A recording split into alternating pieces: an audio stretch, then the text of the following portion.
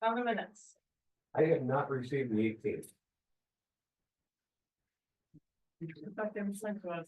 I thought I sent them, Yeah, so, I thought they were on yeah, the 14th and 18th are on one. they were sent on.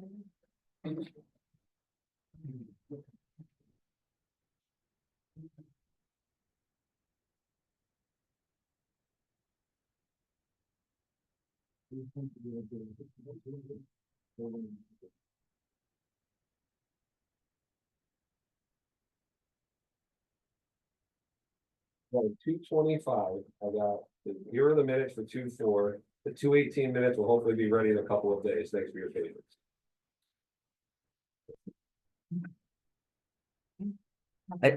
I believe they've been sent. And it was noted they hadn't been approved yet in the email. I think it might have been sent yesterday. Just so that you'd at least have one day with them, but they were approved today. We saw the mayor signed them and we got them in the vault. I can't, When did they go out? I didn't get them, I don't see them. I do not have the 18th.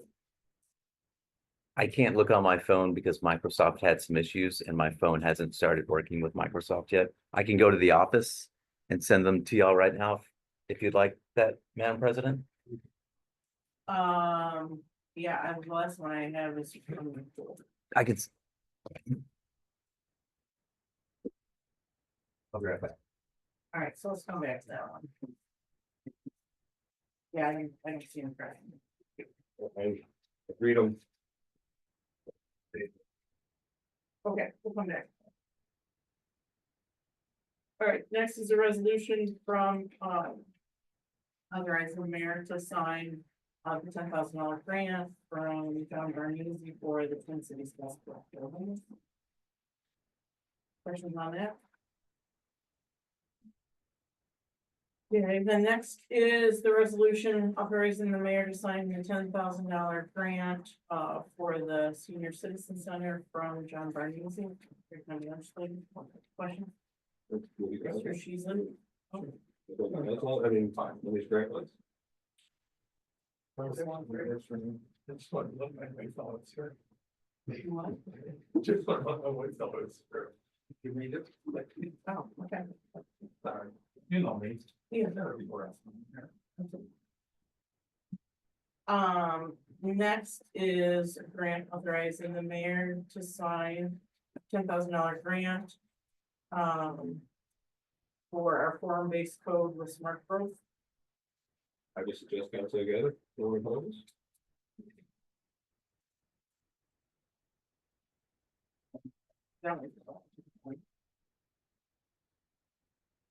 Okay, next is the commissioner reviews. Take it, no one wants it. Something wrong? All right, and then the special event application. For the Inner Harbor Yacht Club for the IHYC boat blessings. June 1st. Questions on that? Just on the council? Yeah. All right, Mayor, do you have exec? I do. Council, do we have exec? Yes. Personnel persons. So I'll make a motion to go into executive session for personnel of particular people. Do I have a second? Second by Mr. Milo, all those in favor?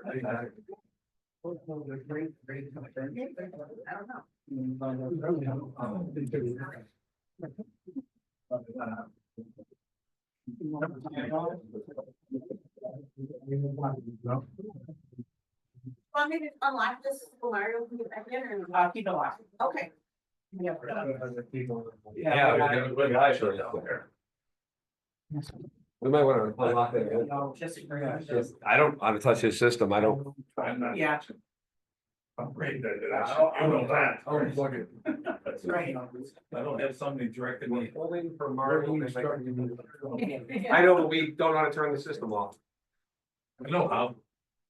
sorry about that. No, I it's saw not. We didn't want to touch your system I because saw we don't, then it'll break and then It won't be good. I'm gonna put everyone in the waiting room and then I'm gonna pause it. There are currently 4 people that had logged into the meeting.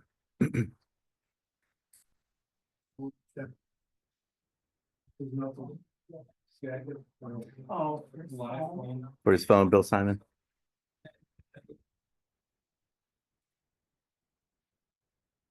Someone left their jacket in here. Do we have any jacket? Is that all right? No, because last time the phone was going off when you were out there, the jacket was there, and you know, we, yeah, we'd feel better if you take it. We don't need. Airbnb, I didn't have that yet. The Airbnb we were looking into, like, again, there's some legal problems that you could be posed in what you're trying to implement, and of course, it's right to describe the property as they see fit. I understand the prerogative though, so we're trying to find a happy middle. Okay, no, I'm just, I was trying to figure it out. Yep. So I don't get any more fact, probably. Yeah, yep. Okay, but no problem. Yeah. Correct. Okay, question for the city attorney. We created a local law to override the tax cap. Yeah. Can we create a local law to tax vacant commercial properties as a penalty for it? And what I read was what other municipalities in New York State do with their vacant commercial properties is they implement a 3% when they assess the value on vacant commercial property that goes vacant after the 6th month. So it kicks in on the 7th month. And what they do then is they assess that fee, and if they don't pay it, they add it to the regular property tax of that. So hypothetically, I mean, I can name off the top of 5, Rite Aid, McDonald's, Fast Teddy's, the Old Factory on Fillmore, and Consumers. They're all vacant, and they've been vacant for a substantial amount of time. So we were able as a council to create a local law implementing a 3% vacant commercial property tax. It wouldn't affect homeowners because it won't have anything to do with vacant residential. It'll be specific to commercial. And because those commercial properties are actually worth a significant chunk of change, assessed value, you know, we potentially could be bringing in hundreds of thousands of dollars a year, or it's gonna force them to bulldoze it, or we're gonna force them to do something with it, rent it, or do some type of, not even an improvement to it, but actually, like Rite Aid, for example, every time they lease it out to Spirit Halloween, would technically reset the clock. But we're basically running a vacant Rite Aid in the downtown footprint, so we can run a Spirit Halloween for 2 months out of the year, and then we leave it vacant for 10 months. But even so, at a local law with the 6-month rule, with the 7th month kicking in, we would still get to charge them for 2, 3, 4 months before Spirit Halloween goes in. And then at some point, they're gonna say, hey, we're losing all this money just to maintain a Spirit Halloween. Is that something we could look at as a council for a local law? You have reference to a municipality that's employed such a thing? I can find one. I mean, this was just a simple Google and, you know, what do you do with vacant, New York State, yes, it Okay, is. Because the reason why it came up in New York State was because it said the local law that was created to do this is the same process that we use for the local law to override the tax cap. So that's what got my interest peaked going, hey, we're a city, we can create this local law and we can file it with the Department of State, same way we file our tax override.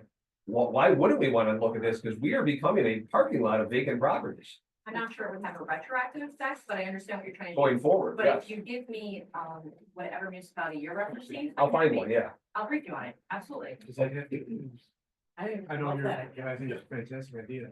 Is that something that would have to be done every year, like the tax cap is done? That's just the city attorney. I think that's why I'm asking the question.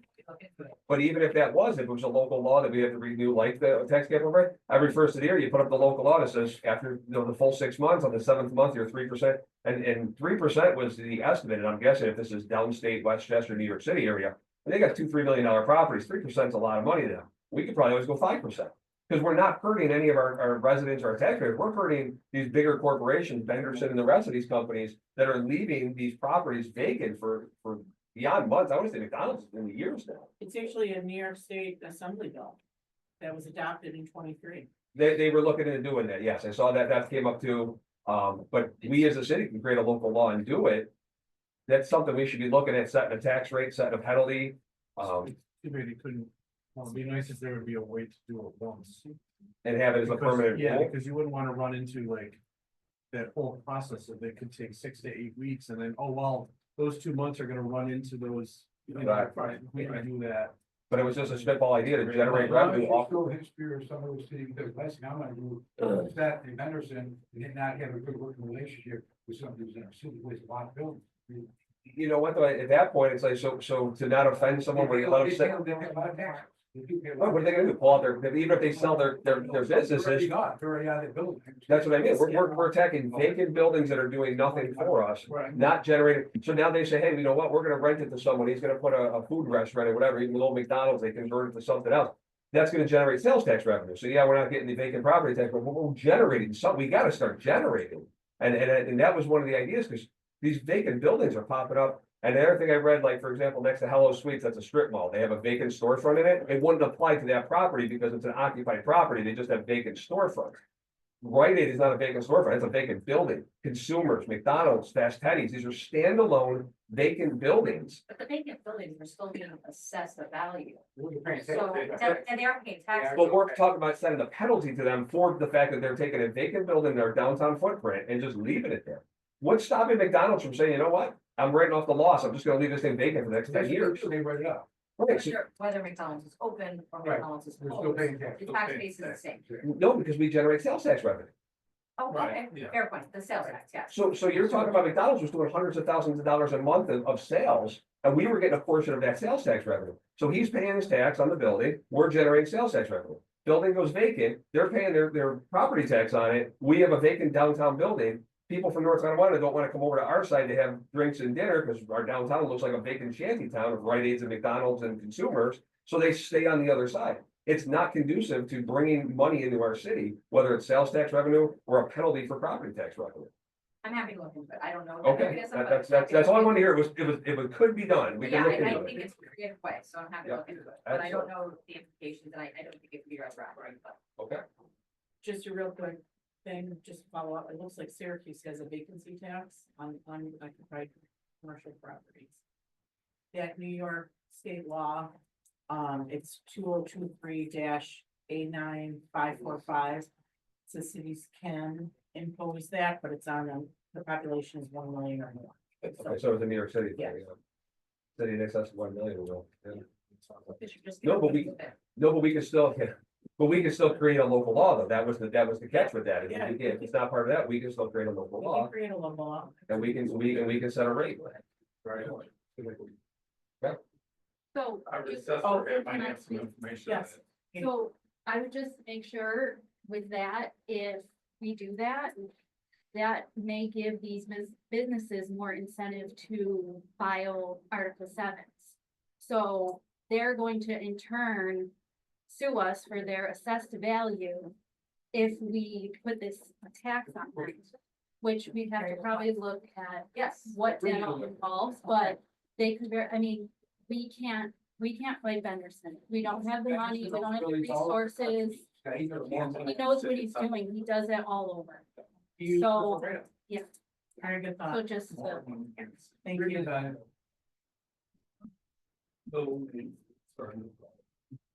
What's the deal? He said, DPW is fine, thank you.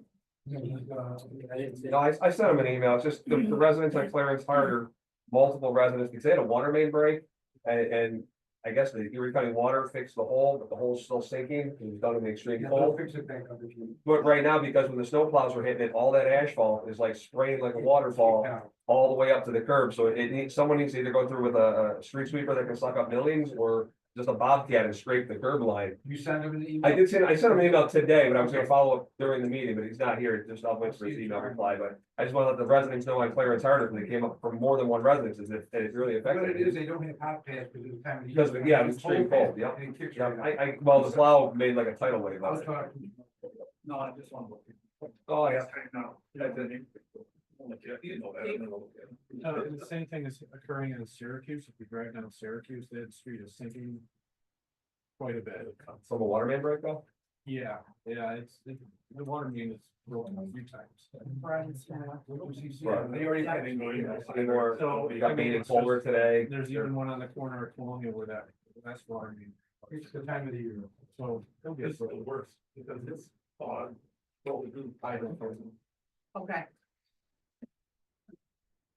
Mayor, I do, just want to let the council understand, the biggest expense that can change, is that like gasoline or salt went up, but it didn't kill us, but it's the RX.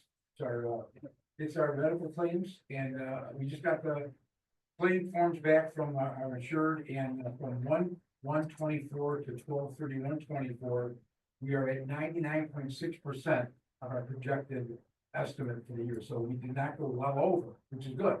So 24, right? and for 24, well, because we're waiting for our response, they're gonna come in another 2 weeks and do our dresser molecular and do our audit. So this is good news, because that's one of the things that scares that hell out of me the most, excuse the expression, is the fact that RS goes up, it can kill it. It can really do a good job. No pun intended. Okay, I thought you built it in, you know, especially if the- So that's good news. And the parking ban, as you know, I'll announce at 7 o'clock is when lifted as of Monday. It's gonna be nice weather. It's just a good time to do it. Some of all the council, everybody knows it's a lot of fun. It's a good thing. All my brothers and sisters around us called me and talked, and they're doing it, if not already done it. So it's just the timing was right. Thank you. And that's all I did. Is Jason out there? Jason? Jason? Hi, Jason. I wanted to follow up, on the email you sent about the Hackett Rogers. Yeah. Sewer lining. Yep. And give you an answer. Do you have, Going to kind of rehash it. Yeah. So. We ended up saving a lot of money on the bond that we initially authorized for the sewer work on Fletcher Street. We did all the engineering work in-house, DPW did spot repair in-house, and we found a county bid, which allowed us to do what was a very short section of road at a really good unit price per linear foot. So long story short, we had a lot of money left in the bond, and I know we've had some residents were having some issues at the end of Rogers near Hackett. We did look at the sewer on Hackett. There's a section of sewer that's not lined, it's a couple blocks worth. And then that little dead end piece that goes towards the landfill, but the sewer was in excellent condition, so. From our visual inspection, there wasn't any reason to do anything, but since we had the money left over, we thought we could buy it. It's one thing you can't see from the visual inspection is the condition of the gasket that's inside. There's a belt or a spigot that fits inside the belt, you can't see what the gasket looks like. So there's the potential there could be some infiltration from there, but there's no obvious visual sign of even that. So we met with the bond attorney and sort of, I guess to my surprise, they said, no, you can't use that bond that was for sewer lining on another sewer lining project because it's on a different street. And you were doing a storm sewer before and this is sanitary sewer. So in order to get the money for it, we would have to go out to the bond market again. That's a bond resolution, which is like probably $3 to $5 grand, and I'm sure Municipal Solution takes a cut. And then the cost of financing for something that's gonna be like $25,000 to $30,000 is no sense. You're gonna spend, let's just say, $8 grand extra that's just wasted to get money to do a project that's gonna cost 30 grand is. So. In my opinion, the choice would come down to either we take it out of general fund or we don't do it. I just keep, that's a viable option. I know normally the sort of no action is kind of just there because I have to give you guys options, but in this case, there's not a defect that we saw during the television inspection that demands action. So if we do nothing. This is the case of it ain't broke, don't fix it then. Like I said, we didn't see any of that. So to just piggyback on that, my hope is that with our findings that the town is responsible for the runoff and maintenance of the landfill, that any backup issues will be remediated by that. Maybe we can hold off on that and see what we will. Yeah, we can see how that impacts things. Yeah. The residences that I met with, the 3 that were at the end of Rogers did put in backflow printers, their sewer lines, their backtrack valves. So they shouldn't back up anymore in the basement. Okay. But, you know, based on what we saw and what we've done around that area, we know, I mean, it's an unpopular thing to say, but you know, we know where the issue is. So we line a sewer from manhole A to manhole B. It's a solid piece of pipe. And it gets cured and hardens inside the existing post pipe. It's solid. No water's getting in or out of that. It's one single piece.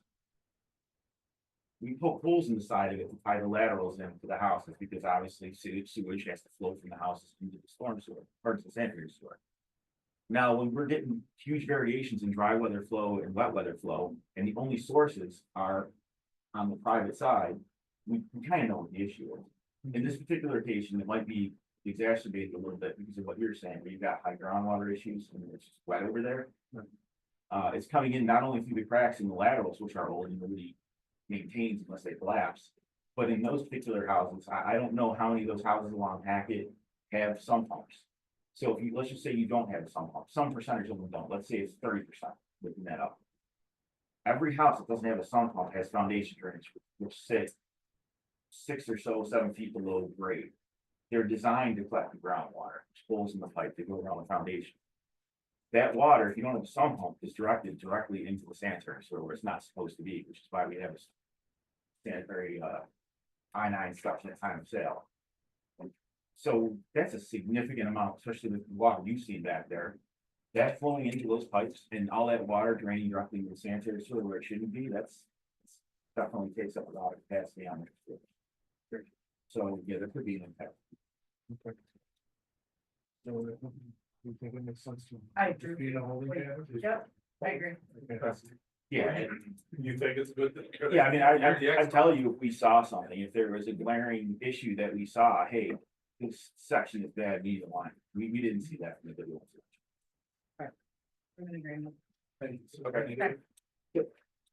And then I have one more thing for you, Jason. Yeah, I know today we were scheduled to have a lottery, but that lottery is no longer needed yeah, for the. I know this is something you've been, you know, we've been discussing this for like a while. We completely lucked out, because, you know, we didn't think we were gonna get 22, we thought we'd get under. Mhm. And then we'd have to expand the area to include more homes. Or, you know, ideally, we would have got more, we could have done a lottery. We actually got 22. It's amazing. So it's awesome. So that means everybody in that small area around the school, that's where all the work is gonna be concentrated. Yeah. And it also means we don't have to expand and do another round and try to bring more people in because all the spots were taken with the initial. So this is what I was talking about. before. Do you know a percentage of, or any of, those 22 that are broken? No, we don't have any information on any of the laterals. The only thing we were a little bit worried about, My thought with the mayor was if we're replacing good laterals with good laterals, yeah, is that gonna help mitigate the situation? so. Or, cause you really want the broken ones. Yes, and the way we've tried to address that, in the letters that we send out, we say if you've got a plastic lateral, an existing PVC lateral, you're not eligible. Okay. So if somebody has had the work done, we're gonna see it, and then we'll find somebody else. So that could be a switch out. So if they find out, or if you go and you find out, my lateral's been replaced, it's good, you could find another person. We could find another way to offset that flow. We could go to another expanded lottery. I have 2 people, Okay. if that happens. Okay. Yeah, the one area where we had a little bit of concern was on Wadsworth Court. We had some residents who sent in applications from Wadsworth Court. And I know that was like, it's like one of the newest areas in the city that was built like around 1980. And that's kind of when we started to be used instead of clay. Okay. But I was, you know, from what we can tell, you know, without actually sticking cameras in there and seeing it visually, from what we can tell, we were kind of late adopters to that, so we're pretty sure those are all clay laterals. The sewer's clay, so. Thank you. Yep. Okay, I'll make a motion to adjourn our report, we'll go into our farm, do I have a second? Second, by Mr. Brown, all in favor?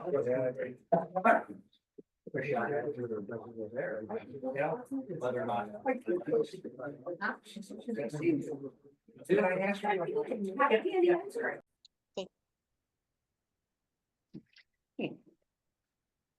I'll turn it over to the mayor for his certificate of recognition to a local business. Mayor?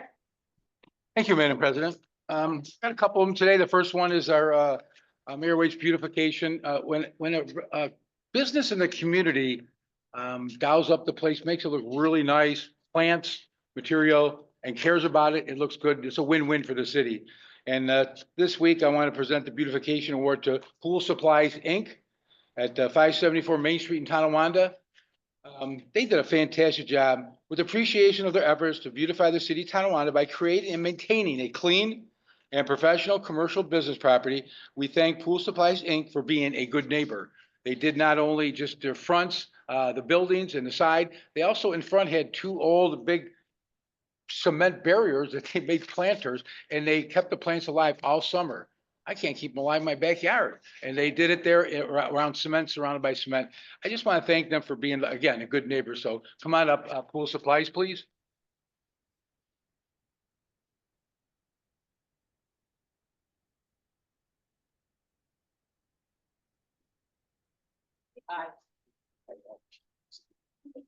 Mayor, can we say a few things? Sure. Hi, everyone. Good evening. My name is Dawn Bird, and I'm an HR manager at poolsupplies.com. I'd like to introduce you to a couple of my colleagues that greatly contributed for the recognition that we're receiving tonight. This is Darcy Swenson, and Darcy not only beautifies the inside of our building from an employee engagement perspective, but she takes care of a lot of the landscaping that Mayor had talked about, spends so much time and effort planting flowers, everything that we do to make it a beautiful place. This is Tom Rivers. He is our health, safety, and facilities manager. And some of the pictures we're going to show you, Tom has participated in to show you really the restoration. Tom's got over 23 projects that he's currently working on, not only to beautify the inside and the outside of the building. We're lucky we work for a company that cares about our employees, and our company really cares for our community. And with that, when Mayor White called us, our leadership said we can't accept an award unless we recognize the city of Tonawanda as well, because you really led the way and have inspired us with everything that you've done to revitalize and to refresh. And that has truly inspired us to become the best version of ourselves. As you continue to lead, we'll continue to follow. And with that, we have an award for you to recognize you in the city of Tonawanda. I don't know if that's ever been done before, but this is for the city of Tonawanda, and you can tell it's dual billing, right? As shows the partnership of poolsupplies.com and the city of Tonawanda. That's our building, 532 Main Street. And I'm going to read, I normally don't read, but I just want to make sure I express the words. So on this day of March 4th, 2025, we express our sincere gratitude for our collaborative partnership with the city of Tonawanda and poolsupplies.com. We are proud of our shared accomplishments and anticipate a bright and promising future. So we appreciate you and we thank you for supporting us. You are welcome. Thank you. This really shows some of the transformation, right? So this shows, as far as Main Street, Franklin and Park, it shows not only the landscaping that's been done. We have photos from 2008. The Google shot was from 2020, and trust me, it's even gotten a lot better with the efforts. And this is the one that is truly transformational. If you look at our building, when the owner purchased it in 2008 versus to where it is now, it's not only what the work poolsupplies.com has done, but if you take a look at, the streets, the pavements, the sidewalks, we can't believe that this is truly the same place. And then lastly, we say we're making waves together, and this is what we look like today. So we also give this to you in partnership. I was going to say mine's bigger, but you opened up yours. I thank you very much. Thank you so much.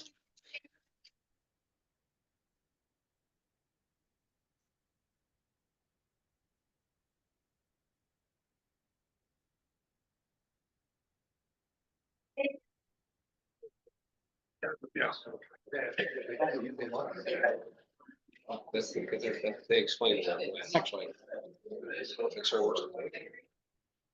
See, it is. Well, not till the end. It's national. By the second. Okay, as we progress, something came to me, ladies and gentlemen, something. And it's when a business does well in the city of Tonawanda and it's reflected across the country, it raises my eyebrows. And you know what? I said to Sharon, we got to do something. We got to put something together. And we produced a basically in recognition. City of Tonawanda, City of Tonawanda Mayor John White, in recognition of Prescott's provisions. Whereas Prescott Provisions opened on June 26, 2018, right here in the city of Tonawanda. where Prescott's was born from a family legacy in the restaurant industry and named after the family's patriarch, Donald Prescott Bonnet.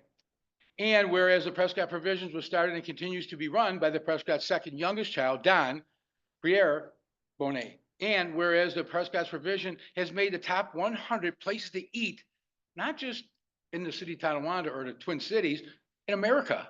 They're in the top 100 through the Yelp's annual ranking. You know what? I am so proud. Whereas this highlights an accurate selection of eateries from coast to coast in 23 states and in DC, and was compiled from the submissions and suggestions solicited from users on each business Yelp's page.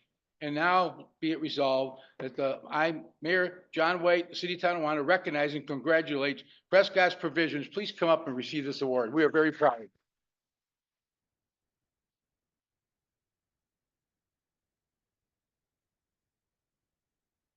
I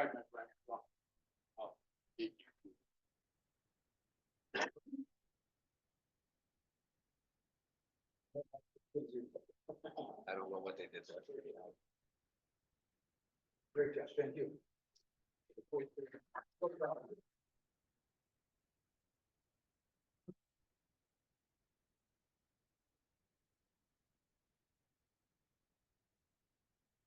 Okay, communications from the mayor have been ordered and filed. Communications from city officials and correspondents have also been ordered and filed. Common Council is not going into executive session. At this time, we'll take comments by the public on the resolutions. For those that are joining us in person, please approach the microphone. For those that are joining us virtually, there's a spot for you to raise your hand. Please do so, and the city clerk will call upon you. Mr. Clerk, any resident wishing to address the council on the resolutions? Madam President, at this time, no. Okay, let's proceed. Resolution number 1, sponsored by Council President Cook and seconded by Councilmember Sheasley. Seconded by Mr. Sheasley.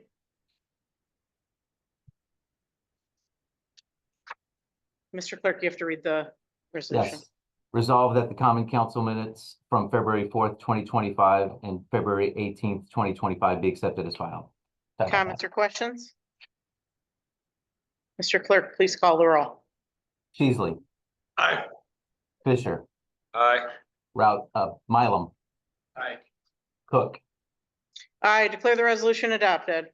Madam President, Mr. Mylum, I'd like to make a motion to waive the readings of resolutions 2, 3, 4, 5, and 6.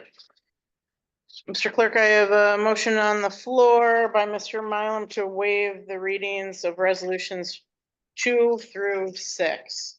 Is there a second? Second. Seconded by Mr. Fisher. Mr. Clerk, please call the roll. Sheasley, Aye.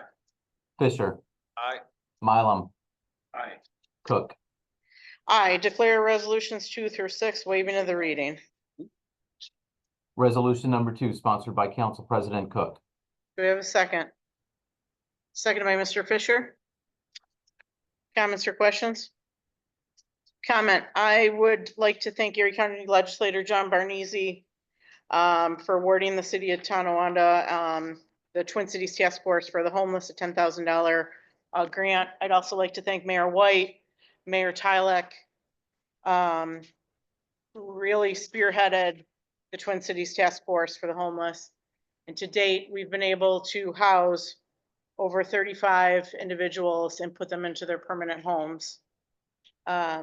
Without this additional funding, I don't know how much longer our Twin Cities Task Force could survive, but this certainly is a much needed grant for us. And I appreciate all of our volunteers who have logged countless hours doing outreach. I appreciate the office staff out of the Salvation Army who are assisting individuals who may be experiencing homelessness. And I appreciate the county for all their support on this initiative. Any other comments? Mr. Clerk, please call the roll. Sheasley, Aye. Fisher, Aye. Mylum, Aye. Cook. I declare the resolution adopted. Resolution number 3, sponsored by the council. And seconded by the council. Comments or questions? Comment. Mr. Fisher. I would like to thank the Erie County Legislator, John Barganese, for that grant. The senior center is a great part of our downtown area. I'm glad to see the things they do. I've been in there many a times. They host a haunted house at Halloween. They host basket raffles during events. I'm glad it's part of our downtown footprint. As our downtown footprint emerges and it starts to grow. I came up with an idea just tonight about, looking into what we could do with these vacant properties. But I'm proud to have our senior center right in the heart of downtown where everybody gets to enjoy it. That is all. Thank you, Mr. Fisher. Any other comments? Mr. Clerk, please call the roll. Peasley. Aye. Fisher, Aye. Mylum, Aye. Cook. I declare the resolution adopted. Resolution number 4, sponsored by the council. And seconded by the council. Comments or questions? Mr. Clerk, please call the roll. Peasley, Aye. Fisher, Aye. Mylum, Aye. Cook. I declare the resolution adopted. Resolution number 4, sponsored by Councilmember Fisher. Mr. Clerk, we're on resolution 5. I'm sorry, I said the wrong number. My apologies. Resolution number 5, sponsored by Councilmember Fisher. I will second. Comments or questions? Mr. Clerk, please call the roll. Peasley, Aye. Fisher, Aye. Mylum, Aye. Cook. I declare the resolution adopted. Resolution number 6, sponsored by the council. And seconded by the council. Comments or questions? Mr. Clerk, please call the roll. Peasley, Aye.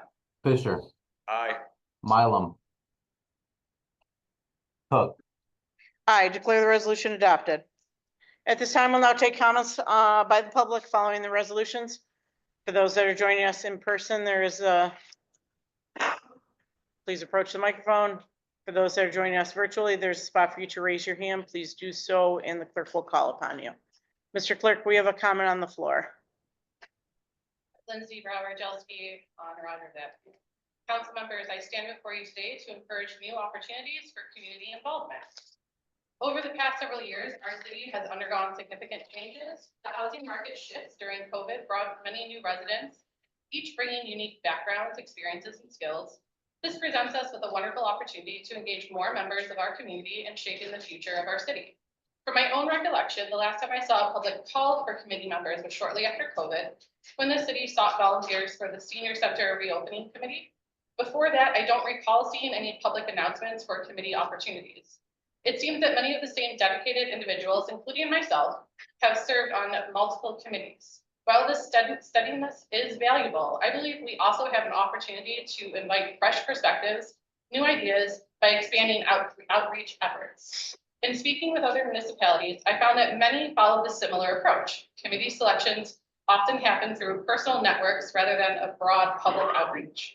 While this has worked in the past, we now have a very large and more diverse population to draw from, and making a public call for committee members, perhaps annually in the fall, as that's when terms come to an end, could be a simple yet effective way to encourage broader participation. Something as straightforward as a Google form, where residents could express interest in various committees, could open the door for more engagement. Mayor, you and I previously discussed over summer the idea of reaching out to the public for future committees related to the DRI Small Project Fund. And I appreciate your support with that idea. This could be a meaningful way to build on that discussion. Even if we gain just a few handful of new volunteers, it's few new perspectives, new energy, new backgrounds, new experiences. My goal tonight is to encourage greater community involvement. Cities thrive when residents feel invested in their future. And by expanding opportunities for participation, we can foster a stronger sense of pride, momentum, and growth. A simple step like publicly inviting residents to join and become committee members. This can go a long way with strengthening our community and setting examples for others to follow. Yep. Thank you for your comment. Any other comments? Yep. Wow. Mr. Clerk, we have a comment on the floor. Hello, good evening. My name is Cynthia Richard and I reside at 200 Broad Street. I'm here in response to a public comment made during the February 18th meeting regarding the Youth Bureau and whether or not they are truly doing good for the youth of the city. I'm currently serving as secretary, and I'm here on behalf of the board and Sarah Jean Mislin, the current director, who apologizes for not being able to issue this statement herself, as she has a Board of Education commitment to these.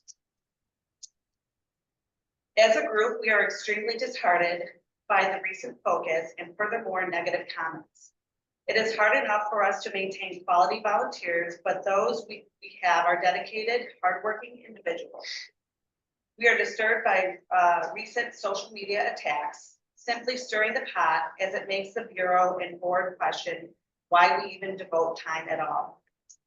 It was referenced that $5,400 is allocated in the 2025 budget, $5,000 for salaries.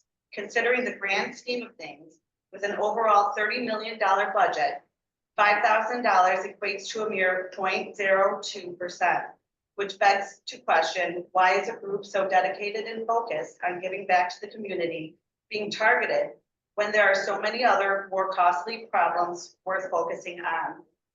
It ultimately results in government inefficiency as time is wasted looking to fix something that is not broken, nor breaking the bank.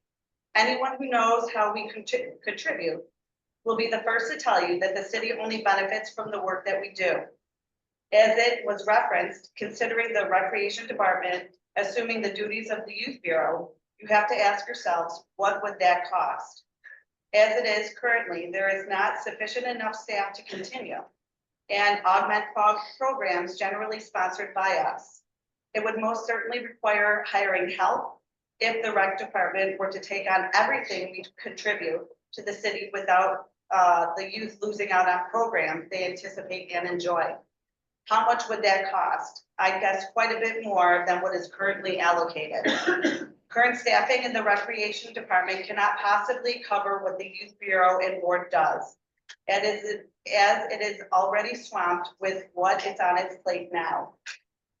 We have willing and able volunteers recruited, both student and adult. I'd be interested to see what it would cost to replace the manpower we provide.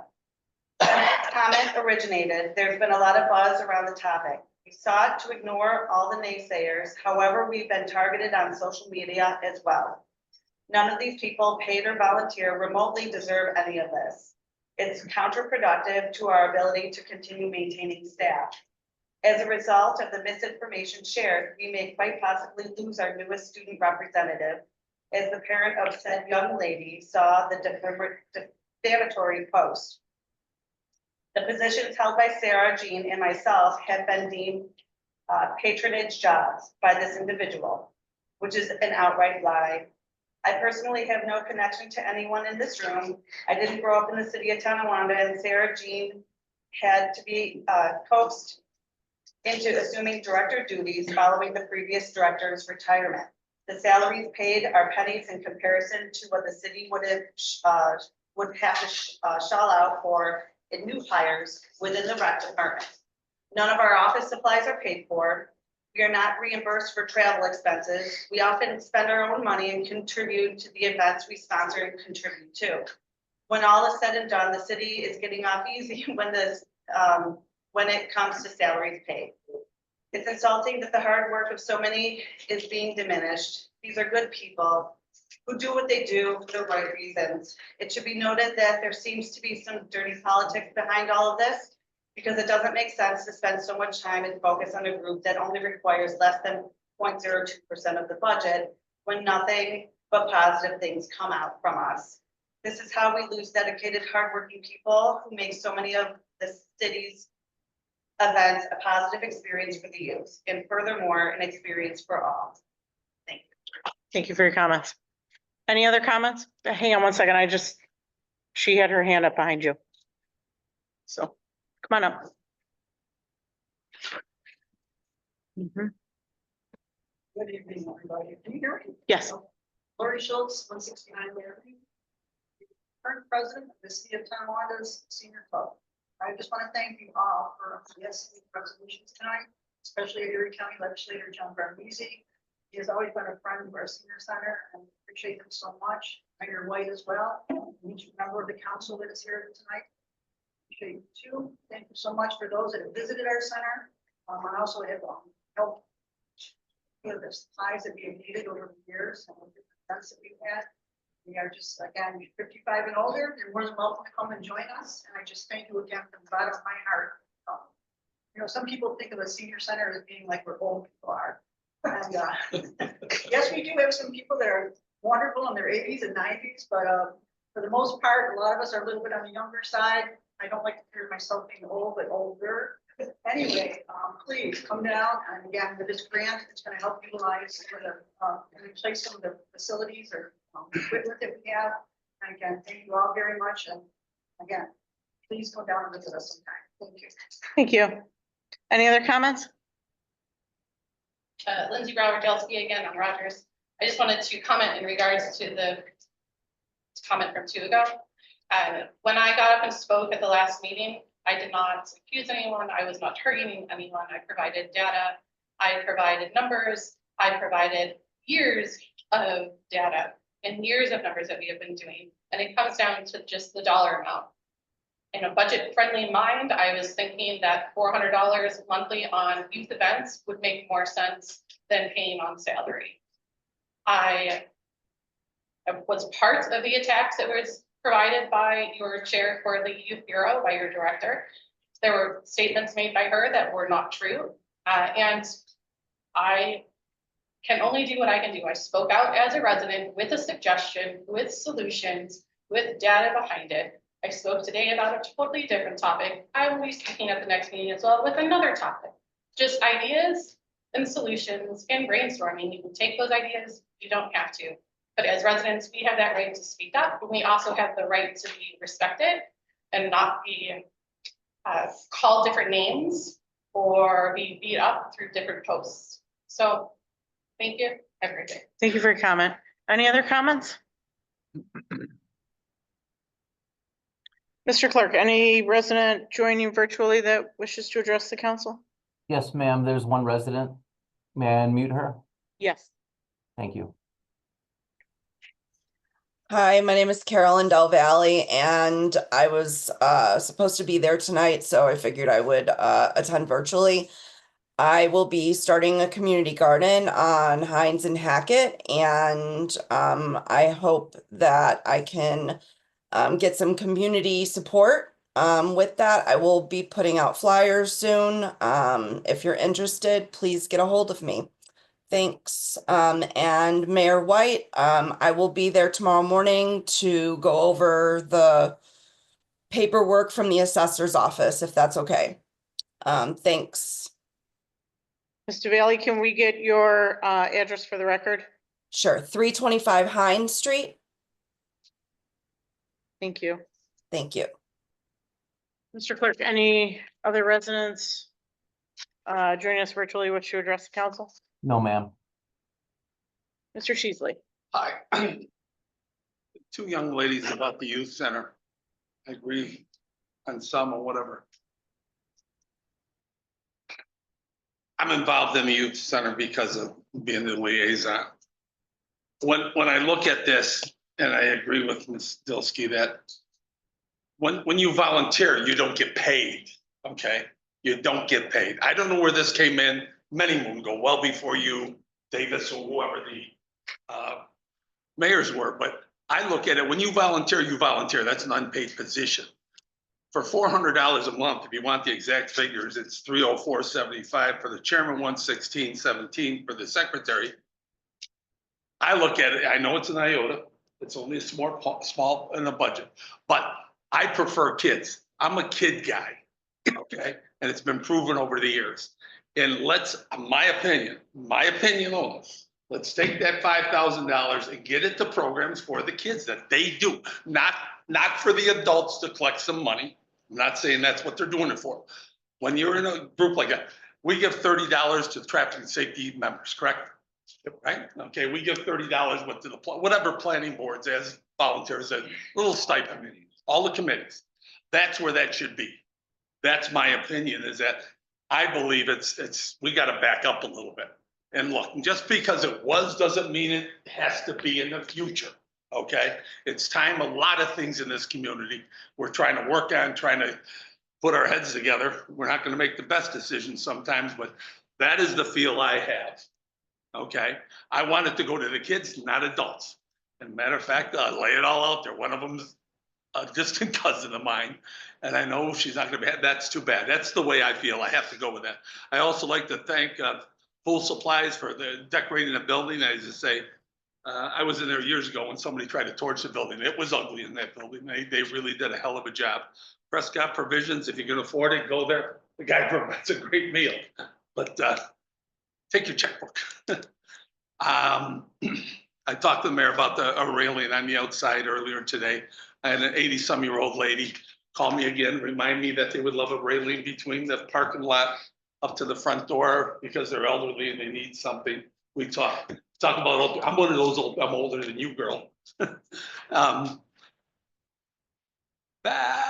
Basically, my thoughts and prayers are with Nate from the senior center. Nate's got a major problem. And he's gonna be gone for a week or two. I understand. He's going through an operation for his hearing. And it's a very difficult operation because it goes into your brain. That's all I got. Thank you. Thank you, Mr. Sheasley. Mr. Fisher.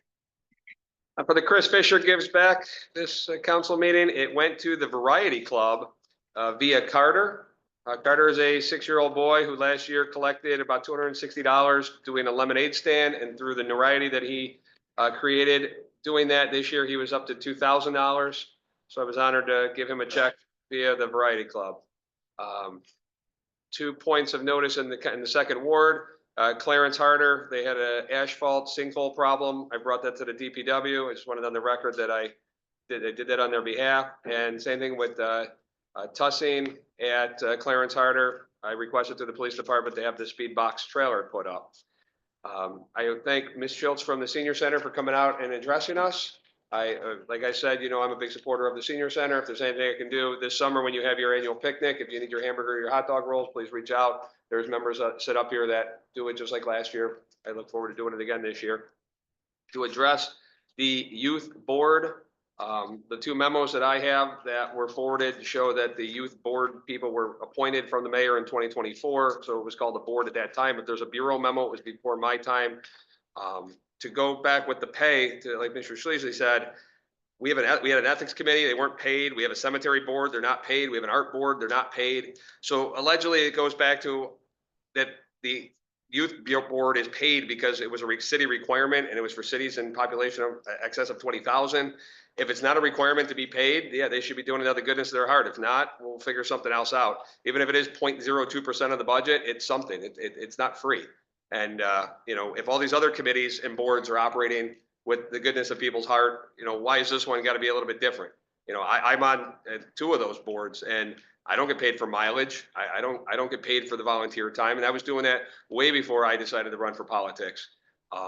At one point, I was the chair of the mayor's strategic initiatives, and myself and the mayor at one point drove all the way to Kenmore to submit a Veteran of the Month certificate, and we went to that, and neither one of us got reimbursed for mileage or anything like that. We did it out of the goodness of our heart because that veteran couldn't reside within the city limits anymore. He was in a nursing home.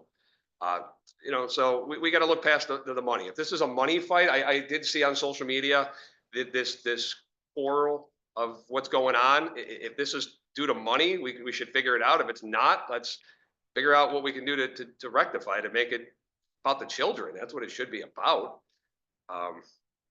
And then, you know, since we're going to go on it, coming up, and then one of the next resolutions is going to be for the volunteer fire departments. When we went after the accountability of the volunteer fire departments last year, you know, that was a point of contention over, you know, accountability. I came in today to my council meeting to full accountability. So I look forward to, you know, to working with the volunteer fire department. That was great. It was resolved. Everything's the way it should be.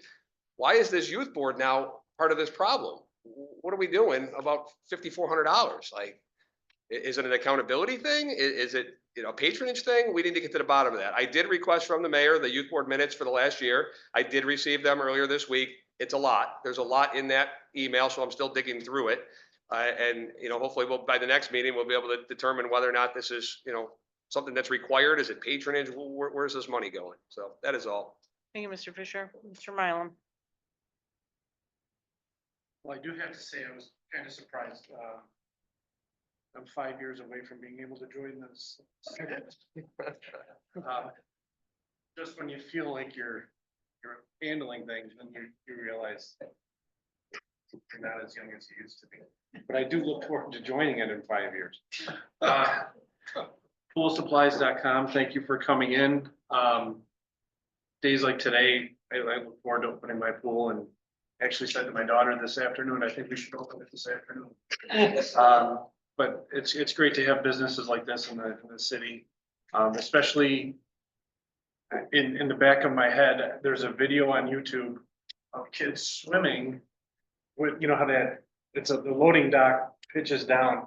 It was full of water years and years ago, and there's kids swimming in that. So to see that so many years ago and to see what it's become, it's really great to have them in our city and putting down roots. So I thank them for everything that they're doing.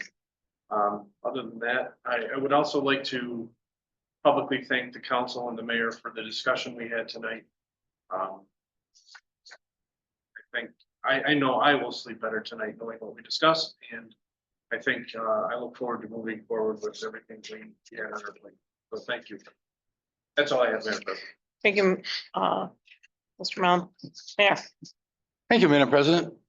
Couple things. Number one, you know, in the beginning of the year, I sit down with all the department heads, and I want to thank the department heads because I asked them to get me a wish list, and the wish list is, hey, if we had some money, what would you like to do with it? Where would you like to put it? Give me some ideas, and they always submit it to me. And I happened to sit down with legislator John Bargnese and said, John, this is what I've got. So if you can help out at anything, I would appreciate it. It differentiates a little bit sometimes, and we got 10,000 for the police department. And the AEDs are coming still because he knows we're deficient. We have old ones in every police car, and Jody made a heck of a stance on who we stand with them and gave him a big hug, and John wants to come back for another hug, so he's gonna help out with those. So we appreciate him coming in with 5 of them. The $10,000 is gonna go for things we need, some additional things that we can't afford. Our budgets are bare bones, unfortunately. John Barnese also came up with Twin City Task Force for the homeless, and again, it was something that we started. My first year in 22, we had a person pass away in our NFTA bus stop, okay, of exposure. How does that happen in 2022? You know, how could you sleep at night knowing it happened? It's just not a good feeling. $10,000 for the senior center. We had the group get together and they said, I said, find $10,000.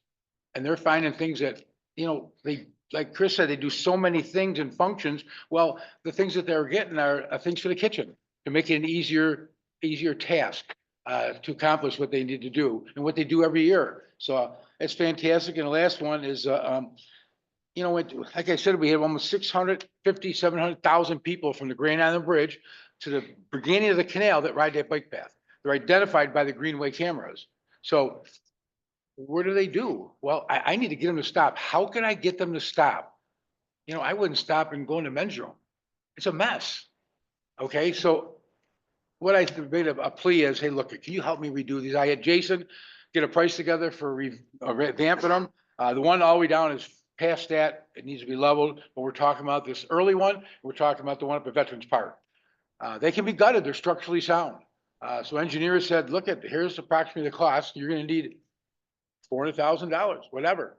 Well, he came in with $500,000. So we're short a little bit on the elevated expenditures projected for the splash pad. So now we have enough to finalize that too. So it all is in Parks and Rec, and it's fantastic. This is how the program works, and it's working. So I want to thank our legislator for communicating with us, and our department has been doing their jobs and communicating to me their needs. So thank you.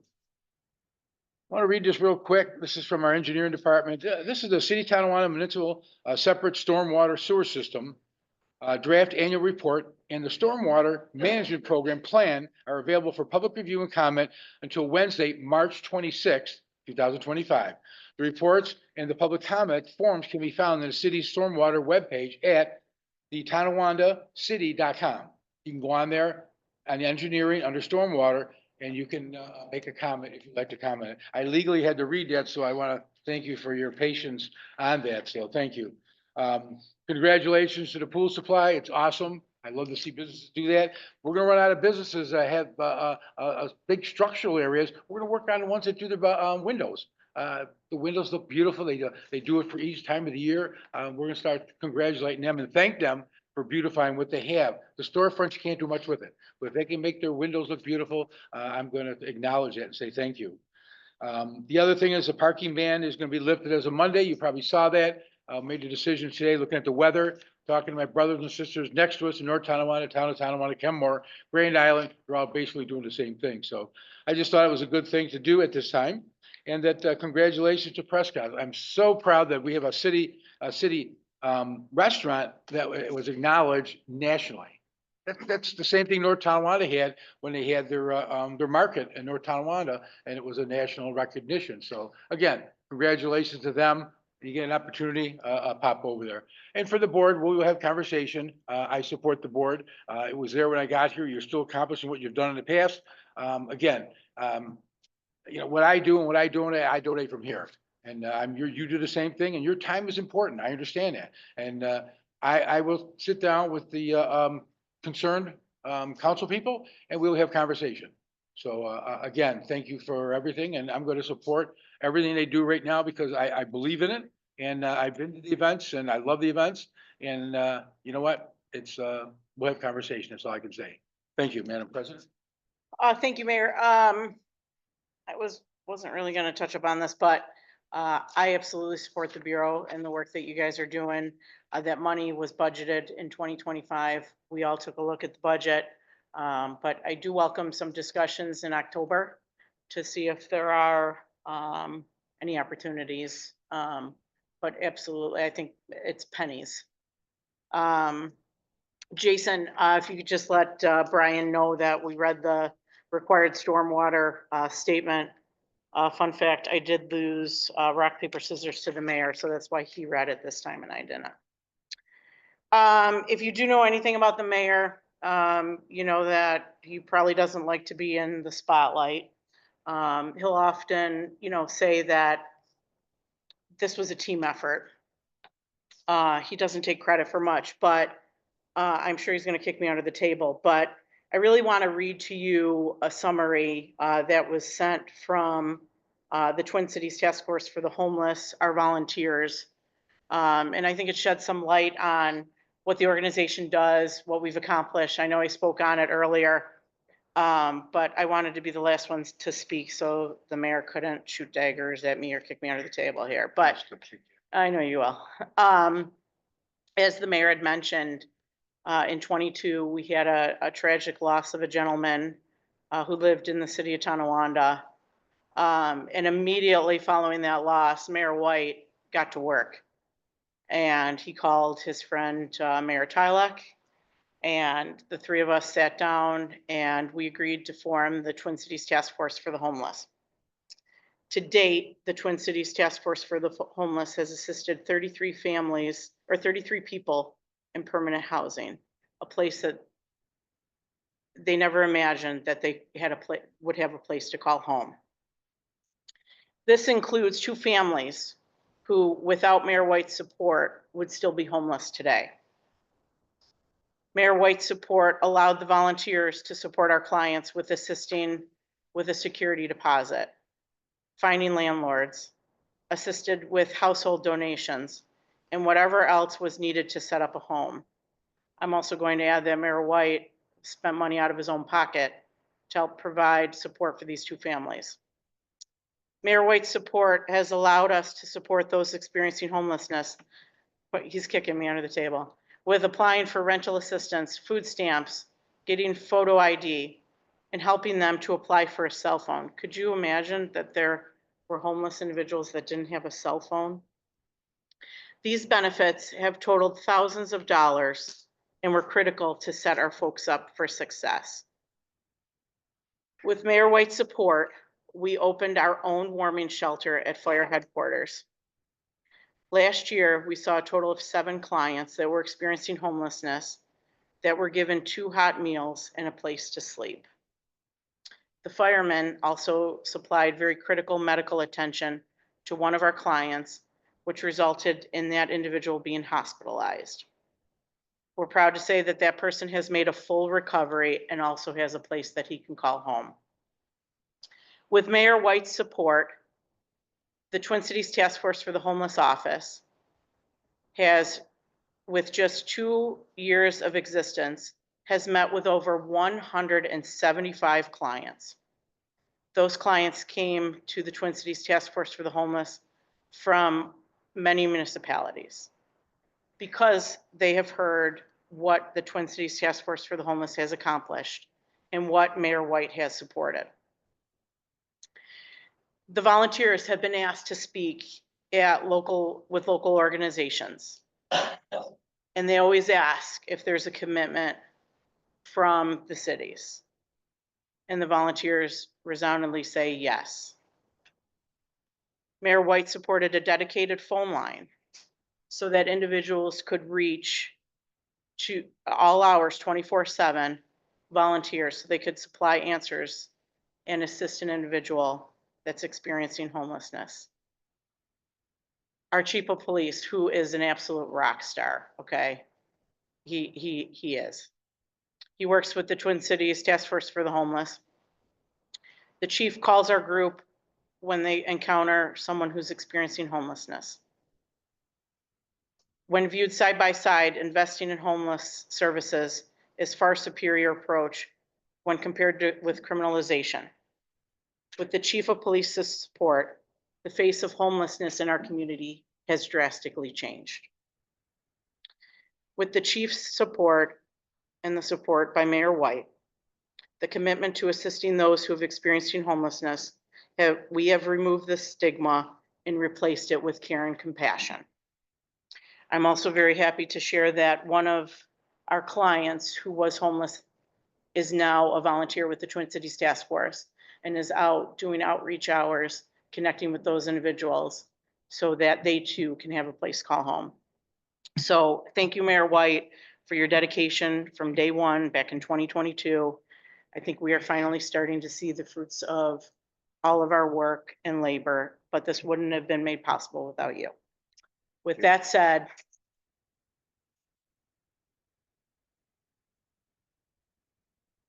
and I also want to add our fire chief, McNulty, who just is phenomenal as well.